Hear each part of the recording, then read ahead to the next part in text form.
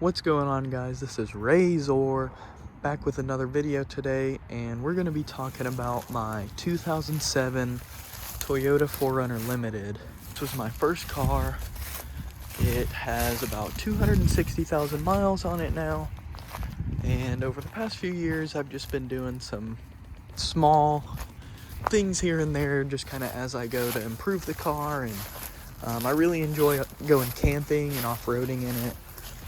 So I'm just going to talk a little bit today about all the modifications I've done, kind of what you need to get started as an Overlander, and just how to keep your Toyota nice. So the first thing most everyone notices about my car is the stripe on the back.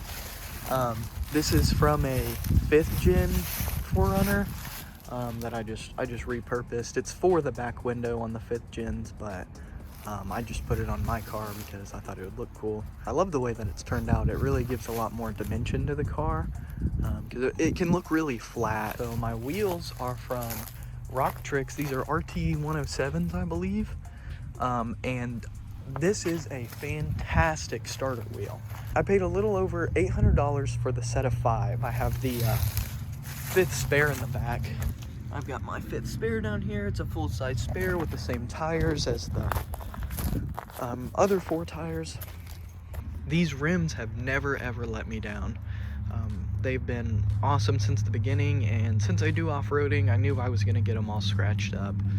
So I didn't want to spend, $2,500 on a set of Method wheels just for them to be, scratched up and ruined in 6 months. Recommend would be these Goodyears. These are actually from Walmart.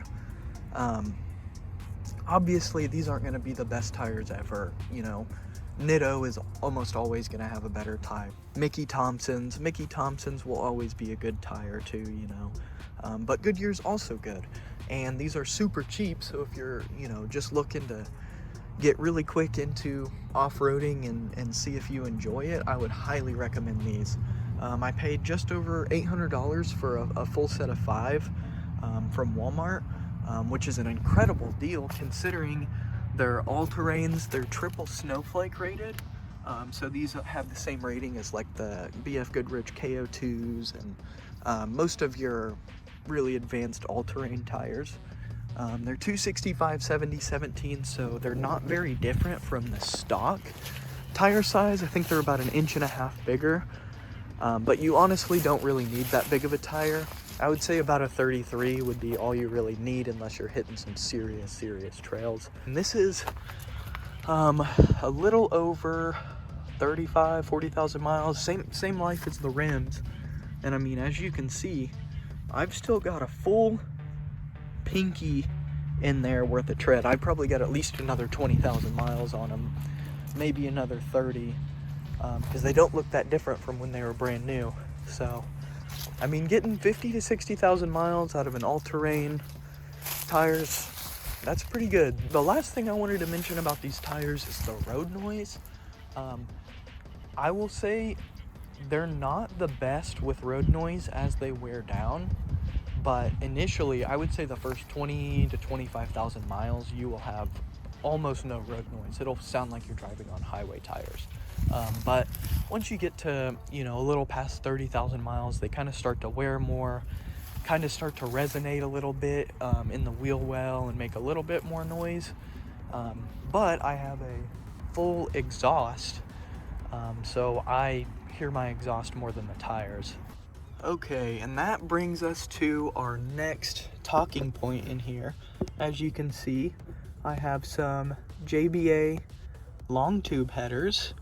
Those cost me about $600 off of Summit Racing, but these things are awesome. I absolutely love my exhaust. If you're not a big exhaust person, I wouldn't recommend it because it will make your exhaust very, very loud. But I have a full headers through catback exhaust on this bad boy. My mid pipe is a Doug Thorley Y pipe. Doug Thorley headers made this Y pipe, and it's got 2 resonators in it. You've one resonator there, one here over the subframe, and that just connects to the long tube headers right there. And then at the back here, I used to have a Gibson performance muffler, which I did really like, but at high speeds on the highway, it would resonate a lot. So I ended up switching to, this is the MagnaFlow X Mod muffler. It's just a universal muffler, but you know, you just have to match exhaust diameter pipes. And you can see something really unique about this exhaust up here is it actually has a no drone tube on top. So whenever you're driving down the highway, the sound splits in this muffler.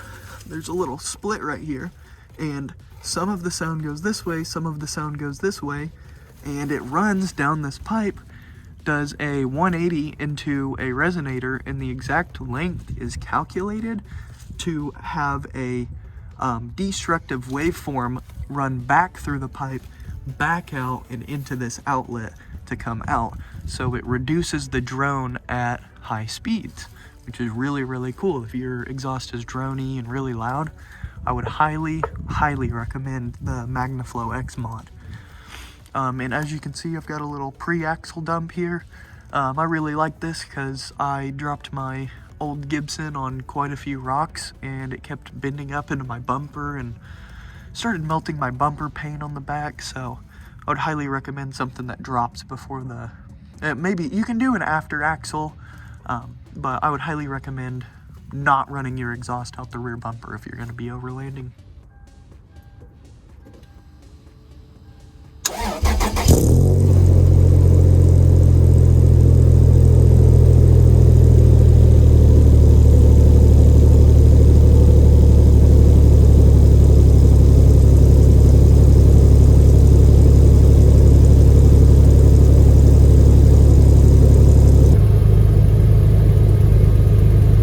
As you can see, it gets pretty low after cold start. It's a little raspy on the cold start, which I don't mind, but as it gets warmer, it just cools to kind of like this minute rumble, which I really like. Okay, just a quick little pulling out of the driveway acceleration.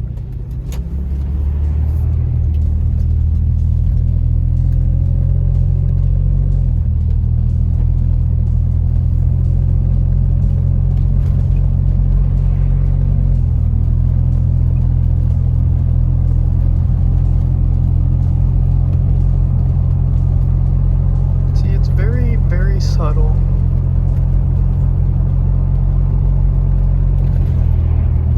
Once it settles down into its RPM range, see, I'm going about 40. My gauge cluster's messed up because I didn't put it back on correctly. I still need to fix it, but it's about 5 miles an hour off, so I'm going 35.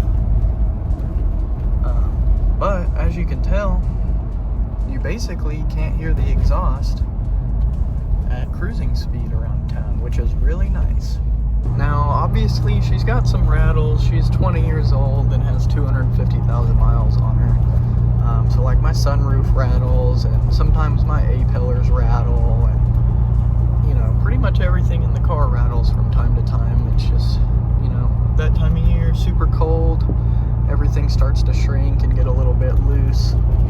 Okay, we are getting on the highway here. I'll see if I can get on it a little bit and get into overdrive so you can really hear it kind of rev up.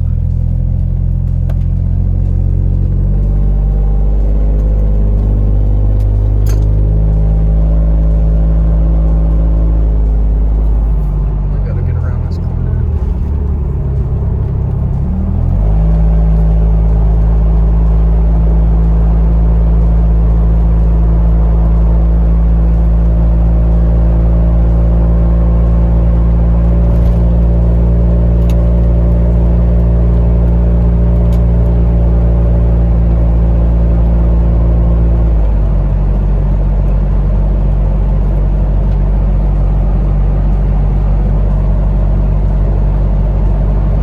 Highway speeds, it's reasonable for how perfect it is driving around town, and you know, with revs and all that. I can live with the highway noise.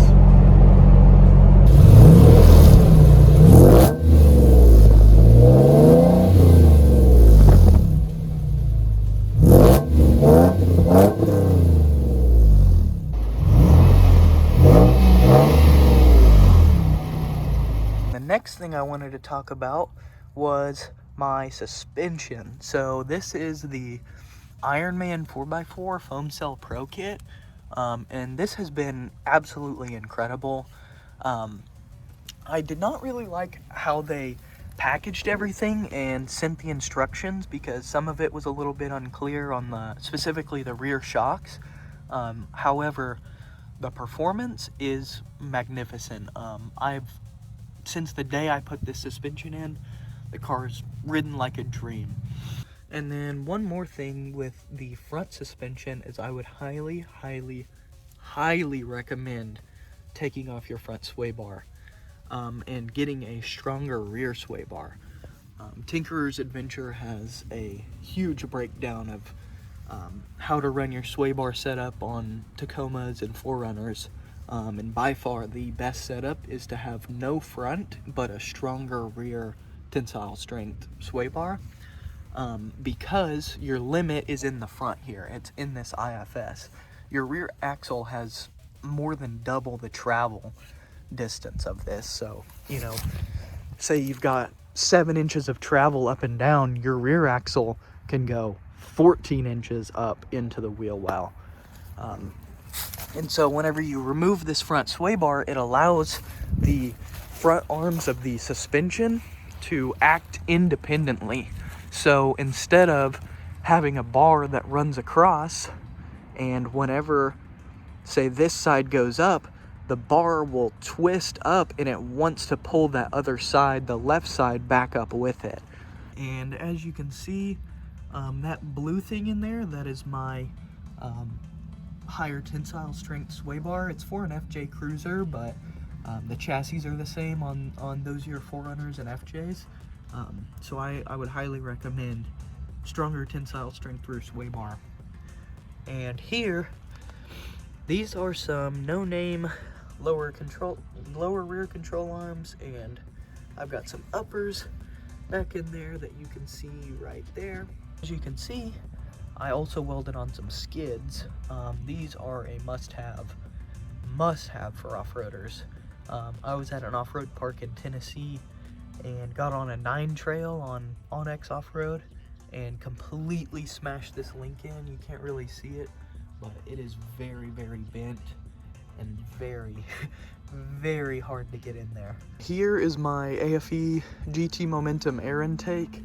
I really like this air intake because at high speeds on the highway it'll whistle and it sounds kind of like a turbo. But I specifically bought this because they have specially designed dry filter media filters that are designed for like off-roading in desert environments and really dusty environments. And the surface area of this filter is like almost triple the factory. So that's specifically why I did it, because it has a huge filter on it, and their filters are specifically designed for driving in really dusty conditions. And as you can see, she's pretty dusty. It's been about a year since I've detailed the engine bay. I really need to go back through and do it, but I'm lazy. This here is another must-have for any older Toyota owner. So this right here is a transmission cooler. This basically takes the line from your radiator, because your radiator, it's a quarter transmission fluid and it's 3/4 coolant in the bottom. So the top quarter is transmission fluid, and what can happen is, you know, after 20, 25, 30 years of driving and sitting and, you know, typical car use, that barrier in your radiator can start to wear, and if your radiator ever gets hit or broken or anything like that, it can mix the coolant with your transmission fluid, and that will, in moments, it will roast your transmission. I promise you. So what I did here on the back side of the radiator, this is the line for your transmission cooler where it runs through the radiator. You can unhook that and hook up your SIN line here. And it also just makes it a little bit easier to service, get you a little bit more fluid in the transmission. And it's just overall, you know, one of those peace of mind modifications. This front bumper here is actually off of a 2nd gen Tacoma, and it technically does not fit my car. There's a bar that attaches down here. You can see those little circle holes, and it runs a little skid plate from there to there on the Tacoma, but it does not fit on this car. It hits your AC condenser right there. So basically I just cut off the mounts, and I really need to fab something up that will mount in here, that mounts in like the skid plate holes, but I just have not had time to do anything like that. But yeah, for a 2nd gen Tacoma, this is it's a pre-runner bumper, so you can't fit a winch in there, but I'm trying to figure out a way to do that as well. So this is another one of my favorite mods because it really brings the interior of your car to a whole new level. So I went through and I pulled this gauge cluster out and I replaced all of the LEDs on the motherboard with white LEDs, and I'll leave a picture of what the stock one looks like, but I absolutely love it. Brought the interior of this car up like 30 years. As you can see, 255,000 miles. I love my little shift knob here because it matches my stripes. Of course, I put an aftermarket head unit in. My Bluetooth's off right now, so it won't connect, but it's got like CarPlay and you know, your Spotify and everything on there. So that's really nice. I put all kickers, speakers in the door panels, which they sound pretty decent, but I will definitely eventually replace them.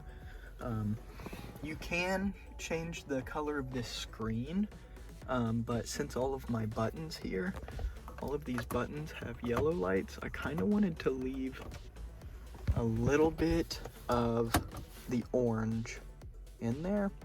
And also, I really don't like the polarizer films that people put on these because it makes it like a weird kind of blackish, grayish color. As you can see here, this is how I sleep in my car. I have a little box. This is from B3 Customs, or you can find it on Snowbound Customs website. And I have another side. These panels will lock together. I have the other side over here. They lock together and make this one big flat panel in the back. Gives you a bunch of good storage underneath here. But I have a dog, so whenever I sleep in here, I just leave my side up and leave his bed down here so that he's comfortable.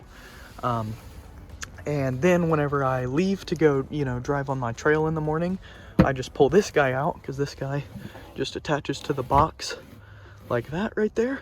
You just slide this little wooden dowel piece in, snaps in, and you've got your bed ready to go. I've got my memory foam pads back there with my mole panels. So here's the back side of the boxes. Of course, got my fan. If you're ever sleeping in the car, I highly recommend a fan just to get a little airflow, even if it's cold. These are super heavy duty drawers. I think they can hold like 250 pounds on these drawer slides. But I've got all my recovery gear back here, extra cheater bar just in case something's, you know, particularly finicky. Got all my tools in here, you know, sockets, wrenches, all that good stuff.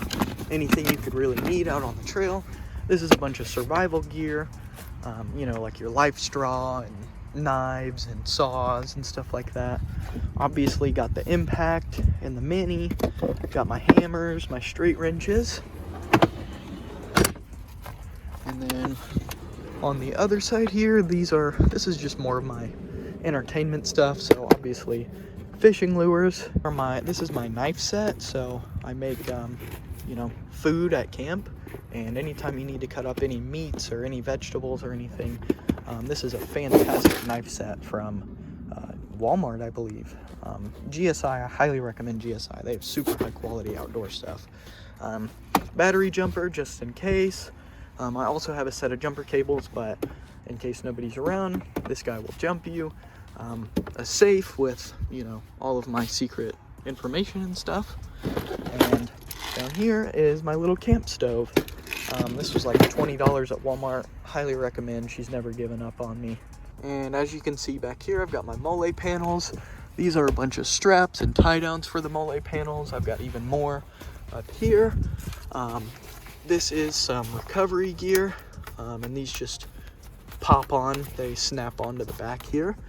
My first aid kit, paper towel roll, my emergency fire extinguisher, because I have spent an ungodly amount of money on this car, and if it were to ever catch on fire, I would want to put that fire out immediately. This is my 07 Toyota 4Runner Limited.